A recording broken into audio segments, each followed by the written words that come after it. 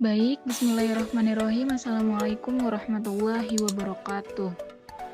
Kami dari kelompok 6 akan mempresentasikan mengenai materi pengembangan desain classroom action research yang akan dibahas oleh saya sendiri, Bunga Rahmasari, kemudian ada rekan saya, Rezi Rizka Wulan, yang terakhir ada Ais Fatona.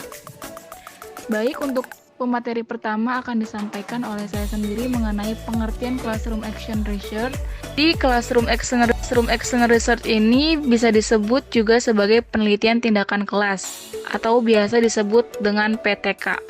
Merupakan salah satu upaya yang dilakukan guru atau pendidik dalam rangka perbaikan hasil kerja guru tersebut. Banyak yang berpendapat mengenai pengertian dari PTK itu sendiri, tapi dikarenakan ada 3 kata yang membentuk pengertian tersebut, maka ada 3 pengertian yang dapat diterangkan, yaitu penelitian, tindakan, dan ada kelas. Jadi penelitian ini menunjuk pada suatu kegiatan mencermati suatu objek dengan menggunakan cara dan aturan metodologi tertentu untuk memperoleh data atau informasi yang bermanfaat dalam meningkatkan mutu suatu hal yang menarik minat dan penting bagi peneliti. Untuk tindakan, menunjuk pada suatu gerakan kegiatan yang sengaja dilakukan dengan tujuan tertentu. Dalam penelitian berbentuk rangkaian siklus kegiatan siswa. Dan yang terakhir ada kelas. Dalam hal ini tidak terikat pada pengertian ruang kelas, tetapi dalam pengertian yang lebih spesifik seperti yang sudah lama dikenal dalam bidang pendidikan dan pengajaran. Yang dimaksud dengan istilah kelas ini adalah sekelompok siswa yang dalam waktu sama menerima pelajaran yang sama dari guru yang sama pula. Mengapa sih penelitian tindakan kelas itu penting? Jadi PTK ini sangat kondusif untuk membuat guru menjadi peka terhadap dinamika pembelajaran di kelasnya. Menjadi reflektif dan kritis terhadap yang dilakukan, apa yang dilakukan oleh muridnya. PTK ini dapat meningkatkan kinerja guru sehingga menjadi profesional. Guru tidak lagi sebagai seorang praktis yang sudah merasa puas terhadap apa yang dikerjakan selama bertahun-tahun tanpa ada upaya perbaikan dan inovasi, namun juga sebagai peneliti di bidangnya. Untuk selanjutnya akan dibahas oleh Rezi Rizka Wulan. Kepadanya saya silakan. Ya, selanjutnya ada hakikat penelitian tindakan kelas. PTK ialah suatu penelitian yang dilakukan secara sistematif reflektif terhadap berbagai tindakan yang dilakukan oleh guru yang sekaligus sebagai peneliti, sejak disusunnya suatu perencanaan sampai penilaian terhadap tindakannya nyata di dalam kelas yang berupa kegiatan belajar. Jenis dan model PTK. Jenis PTK memiliki karakteristik yang relatif agak berbeda jika dibandingkan dengan jenis penelitian yang lainnya. Misalnya, penelitian naturalistik, eksperimen survei, analisis isi, dan sebagainya. Ya, selanjutnya yaitu model-model action research.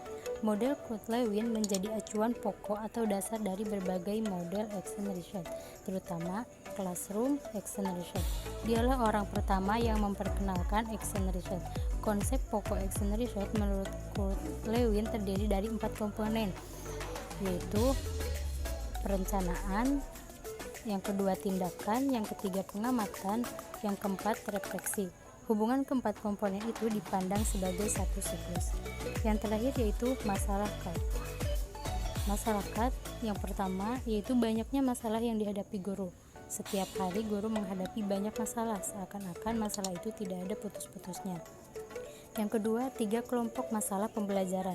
Masalah pembelajaran dapat digolongkan dalam 3 kategori, yaitu pengorganisasian materi pelajaran, penyampaian materi pelajaran, dan pengelolaan kelas. Yang ketiga yaitu masalah yang berada di bawah kendali guru. Jika Anda yakin bahwa ketiadaan buku yang menyebabkan siswa sukar membaca kembali materi pelajaran dan pengerjaan PR di rumah, Anda tidak perlu melakukan CART atau action research untuk meningkatkan kebiasaan belajar siswa di rumah. Yang keempat yaitu masalah yang terlalu besar. Nilai UAN yang tetap rendah dari tahun ke tahun merupakan masalah yang terlalu besar untuk dipecahkan melalui CART, apalagi untuk CART individu yang secukupnya hanya kelas. Yang kelima yaitu masalah yang terlalu kecil. Masalah yang terlalu kecil baik dari segi pengaruhnya terhadap pembelajaran secara keseluruhan maupun jumlah siswa yang terlibat sebaiknya dipertimbangkan kembali, terutama jika penelitian itu dibiayai oleh pihak lain. Yang keenam yaitu masalah yang cukup besar dan strategis. Kesulitan siswa memahami bacaan secara cepat merupakan contoh dari masalah yang cukup besar dan strategis karena diperlukan bagi sebagian besar mata pelajaran. Yang ketujuh yaitu masalah yang Anda senangi. Akhirnya Anda harus merasakan memiliki dan senang terhadap masalah yang Anda teliti. Yang kedelapan yaitu masalah yang real dan problematik. Jangan mencari-cari masalah hanya karena Anda ingin mempunyai masalah yang berbeda dengan orang lain. Yang kesembilan, perlunya kolaborasi. Tidak ada yang lebih menakutkan daripada kesendirian. Mungkin sekian pemaparan dari kelompok kami, kurang lebihnya mohon maaf. Wassalamualaikum warahmatullahi wabarakatuh.